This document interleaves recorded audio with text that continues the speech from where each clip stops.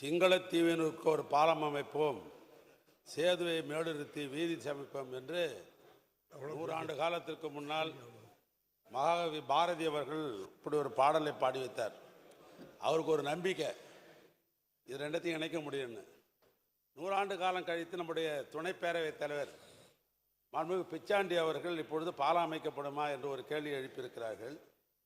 இலங்கையில் நடைபெற்று வருகிற உள்நாட்டு போர், சுற்றுச்சூழல் பாதிப்பு போன்ற காரணத்தினால் இந்தியாவை இலங்கையை இணைக்கும் பாலம் அமைக்கும் திட்டம் கனவு திட்டமாகவே இன்றைய வரை இருந்து கொண்டிருக்கிறது.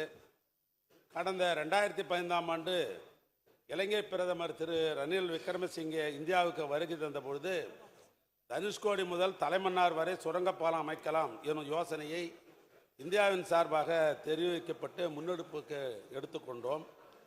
ஆனால் அந்த திட்டத்திற்கு இலங்கை அரசு மறுப்பு தெரிவித்த நிலையில் சுரங்க சாலை போக்குவரத்து பாதை அமைக்க திட்டம் கைவிடப்பட்டது. இந்த சூழ்நிலையில் 16/7/2002 நானும் நெடுஞ்சாலைத்துறையோட கூடுதல் தலைமைச் செயலாளர் இந்த பிரதீப் யாதவ், அன்றைய தலைமை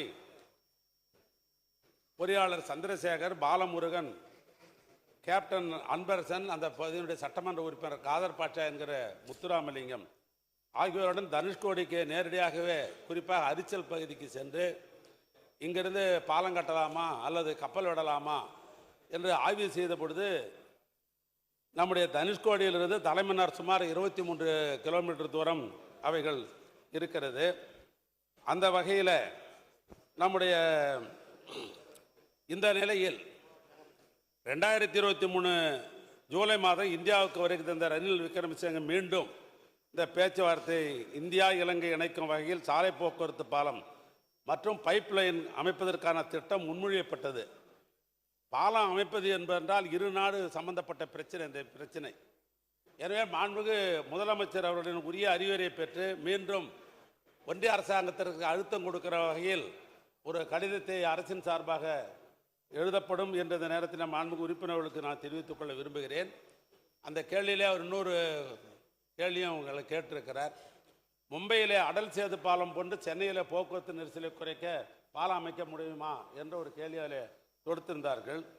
கலங்கரை விளக்கத்திலிருந்து நீலாங்கரை வரை சுமார் 15 கிலோமீட்டர் தூரம். எனவே இணைப்பதற்காக கடல் மேலே பாலம் அமைப்பதற்காக விரிவான சாத்தியக்கூறு இருக்கிறதா என்பதை DFR மூலமாக தொடர்ந்து திட்ட அறிக்கை மேற்கொள்ளுகின்ற பணியிலே நெடுஞ்சாலைத்துறை ஈடுபட்டிருக்கிறது.